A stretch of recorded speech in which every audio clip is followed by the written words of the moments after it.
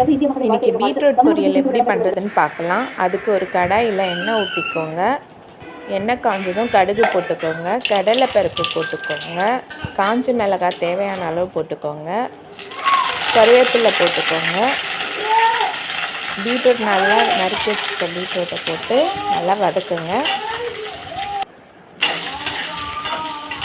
நல்லா வதக்கிட்டு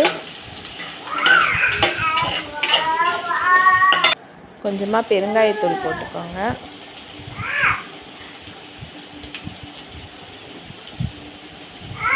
கொஞ்சமாக மஞ்சள் தூள், உப்பு சேர்த்துக்கோங்க. சேர்த்து திரும்பி நல்லா வதக்குங்க.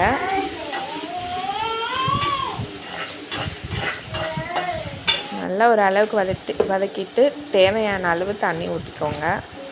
தண்ணி ஊற்றி இதை வேக விட்டுருங்க. இப்போ இது வெந்துட்டுருக்கட்டும். அதுக்குள்ளே ஒரு ஜாரில் தேங்காய் நீங்கள் கையில் தேங்காய் துருவினாலும் உங்கள் இஷ்டம்தான். இல்லை ஜாரில் தேவையான அளவு தேங்காய் போட்டு ஒரு பல்ஸ் விட்டுக்கோங்க. அது துருவின மாதிரி ஆகிடும். அதுக்குள்ளே இங்கே பீட்ரூட் ரெடி ஆகிடுச்சு. பீட்ரூட்டில் தேங்காய் துருவலை சேர்த்து நல்லா கலந்து விட்டு ஆஃப் பண்ணிவிடுங்க. வேக வைக்க தேவையில்ல. அவ்வளோதான், பீட்ரூட் பொரியல் ரெடி ஆகிடுச்சு. நல்லா இருந்துச்சுன்னா சேனல் சப்ஸ்கிரைப் பண்ணுங்கள். நன்றி.